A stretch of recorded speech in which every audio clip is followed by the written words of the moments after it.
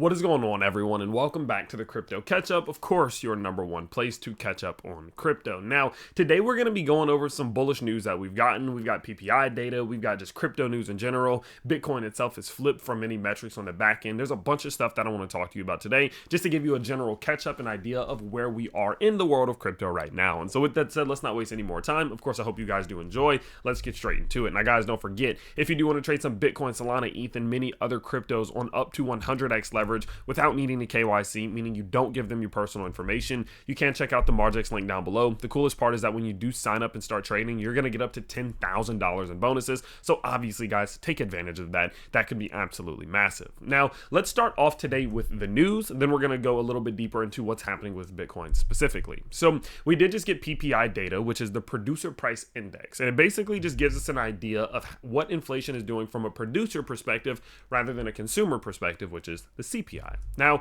PPI expectations were 0.1% on just normal PPI and 0.2% month over month for core PPI. What we got, though, was 0.0% on normal PPI, meaning it came in better than expected, and the 0.2% that we were expecting for core PPI is what we got. So what this means is that PPI came in a little bit better, if not exactly what analysts expected, which is a good thing, especially in a time in which things were feeling a little uncertain. Now, from a year-over-year perspective, things did come in a little bit higher than analysts were expecting, but this also has a lot to do with the fact that they have been making adjustments and making changes to their yearly statistics, which can cause things like this, that typical good old manipulation that we see. But overall, the general trend for the PPI has been downwards, and we are nowhere near where we were back in 2021, 2022. Things have recovered extremely well, and although they're not as low as they were back here, they are still in a very good spot in my opinion. And the fact that we are kind of just range bound right now makes a lot of sense. It does seem rather natural and healthy to me. And so because of that, I definitely think PPI is in a good spot right now.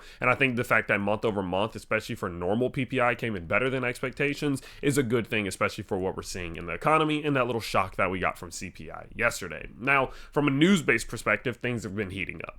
Michael Saylor recently came out and said that their end game is to be a leading Bitcoin bank, creating $1 trillion company by holding billions, if not tens, 15s, hundreds of billions of dollars worth of Bitcoin. Now, we know that Michael Saylor is the biggest Bitcoin bull, probably that there is. He's put the most money behind it. He's put the most reputation behind it as anybody in the public mainstream. And the fact that they are continuously doubling down, tripling down, quadrupling down, whatever it takes for them to continuously get their hands on as much crypto as possible, just goes to show the bullish conviction that they have. They have a reason for being so bullish, and I do kind of trust that reasoning. And so because of that, him coming out and saying that they want to get to this extent just shows how much further he's willing to go. And maybe call him delusional, maybe call him a psychopath, but people will call him a genius if he's right. And at the end of the day, he's been right so far. So this has been absolutely insane news. We did get some more news recently from Asia and Eastern Asia regarding a couple public companies such as Metaplanet buying another 1 billion worth of Bitcoin. Of course, this has been interesting in my opinion because we're finally starting to see some of these publicly trading companies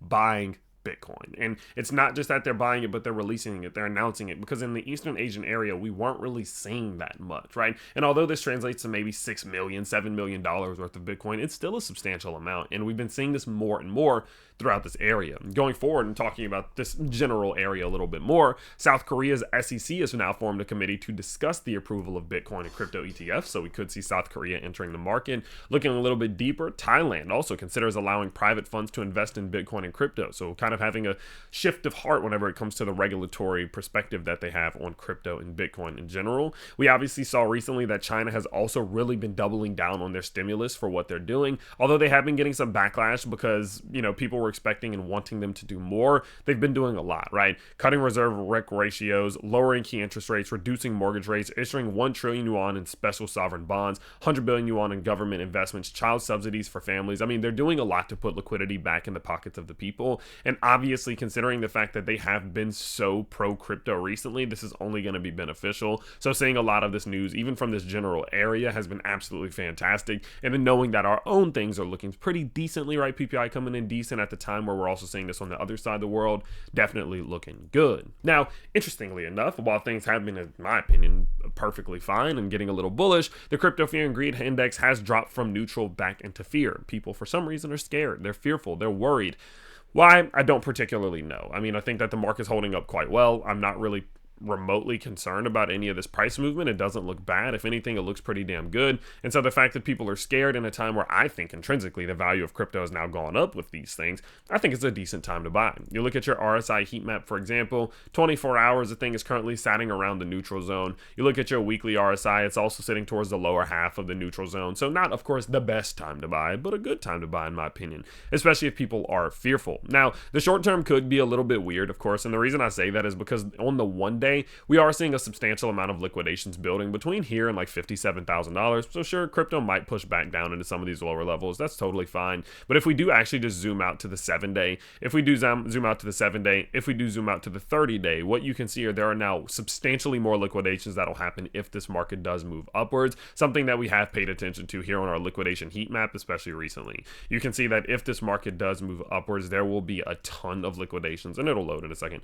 Yeah, there you go. There will be a ton of liquidations that will happen here, and it's starting to grow. We're seeing that yellow here and here and here and here. More liquidations than we've really ever seen in the last 6, 7, 8 months. And so because of that, I'm getting more and more confident that from a macro perspective, we will see this market move upwards, liquidating a ton of these traders. And so because of that, again, in my opinion, it does seem like a decent time to be buying to me. I have been doing a little bit of accumulating, not a ton, but at least a little bit, in preparation for what I think could be a beautiful move upwards over the coming weeks and months. And of course, as I mentioned before, just to kind of put it out there again, there is a chance that on the shorter time frames, we come back to liquidate these people, but I do think eventually the goal is an upwards move, and I think that's what crypto is going to do. So the whole game plan, the whole point of today's video is just keep you updated on what's going on with PPI, give you a quick update and review of what's happening from more of a fundamental perspective and some of the bullish news that we've seen. So of course, if you guys do enjoy this style of video where we're quickly catching you up here on crypto, you can always let me know by smashing that like button and subscribing to the channel. Guys, 40% of you who watch my videos aren't subscribed, so it would help me out an absolute ton. This is a brand new YouTube channel, only 2 months old. We're trying to hit 1,500 subscribers by November, so if you could help out, that'd be absolutely amazing, and I can't wait to catch up with you all next time. Peace out, everybody.